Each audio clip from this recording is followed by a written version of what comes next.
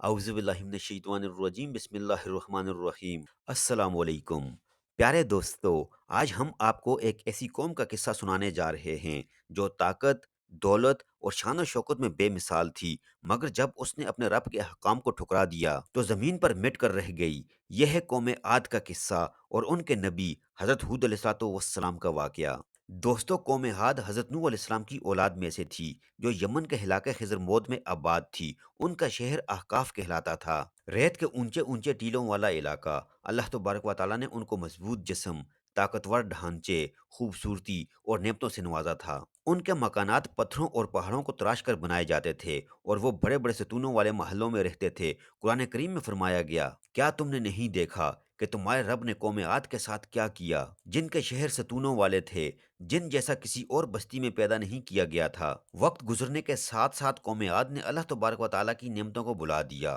انہوں نے بت پرستی شروع کر دی، پتھر اور لکڑی کے بت بنا کر ان کی عبادت کرنے لگے۔ وہ اپنے زور بازو اور دولت پر گھمنڈ کرنے لگے۔ ان کے سردار کہتے، ہم سے طاقتور کون ہے جو ہم پر غالب آ سکے؟ اللہ تبارک و تعالیٰ نے ان کی ہدایت کے لیے اپنے نبی حضرت ہود علیہ السلام کو بھیجا۔ حضرت ہود علیہ السلام اپنی قوم کو نہایت نرمی اور محبت سے نصیحت فرماتے۔ آپ نے فرمایا، اے میری قوم، اللہ کی عبادت کرو، اللہ کے سوا کوئی معبود نہیں، کیا تم اللہ سے نہیں ڈرتے؟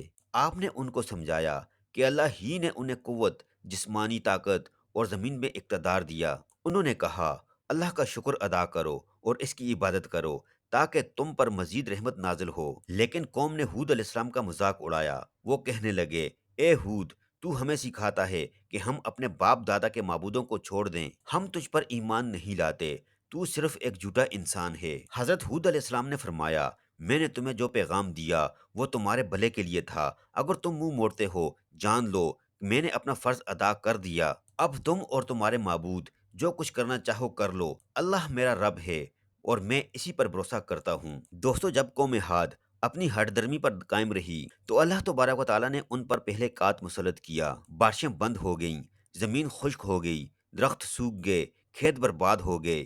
پھر بھی وہ باز نہ آئے، بلکہ وہ کہنے لگے، ہود، اگر تو واقعی سچا ہے تو ہمیں وہ عذاب دکھا جس سے تو ہمیں ڈراتا ہے۔ تب اللہ کا فیصلہ نازل ہوا۔ ایک دن انہوں نے آسمان پر کالے بادل دیکھے تو خوش ہو گئے۔ انہوں نے کہا، یہ تو بارش کے بادل ہیں جو ہمیں سیراب کریں گے۔ لیکن حضرت ہود علیہ السلام نے فرمایا، نہیں، یہ وہ عذاب ہے جس کا تم مطالبہ کر رہے تھے۔ یہ بادل تمہارے لیے بارش نہیں بلکہ تباہی لے کر آئے ہیں۔ پھر اللہ تعالیٰ نے ایک خوفناک آندھی بھیجی، ایسی آندھی جو مسلسل 7 راتیں اور 8 دن تک چلتی رہی۔ قرآن پاک میں فرمایا گیا، ہم نے ان پر ایک تیز و تند ہوا بھیجی جو انہیں ایسے اکھاڑ کر پھینک دیتی جیسے جڑ سے اکھڑے ہوئے کھجور کے تنے۔ دوستو، قوم عاد کے مضبوط جسم والے لوگ زمین پر ایسے گرتے جیسے خشک لکڑیاں۔ ان کے محل، ان کے باغات، ان کی بستیاں سب مٹی میں مل گئے، پورا علاقہ ویران ہو چکا۔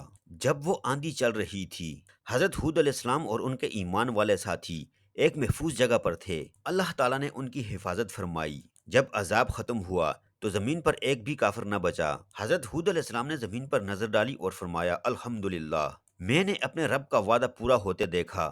دوستو، قوم کی تباہی کے بعد حضرت ہود علیہ السلام نے احقاف کو چھوڑ کر خضر موت کا رخ کیا۔ وہاں آپ نے اپنی زندگی کے باقی ایام عبادت، ذکر اور لوگوں کو نصیحت میں گزارے۔ وہ اکثر اپنی قوم کے انجام پر آنسو بہاتے اور اللہ پاک سے مغفرت فرماتے، فرمایا کرتے، اے میرے رب، میں نے تیرا پیغام پہنچا دیا، اب میں تیری رحمت کا امیدوار ہوں۔ وقت گزرتا گیا، آپ کے بال سفید ہو گئے اور جسم کمزور ہونے لگا۔ ایک دن آپ نے اپنے ساتھیوں سے فرمایا، میرا وقت قریب ہے، تم اللہ سے ڈرتے رہنا اور کبھی شرک کے قریب نہ جانا۔ آپ نے وضو کیا، نماز ادا کی اور دعا کے بعد نہایت سکون سے اپنی روح اللہ کے حوالے کر دی۔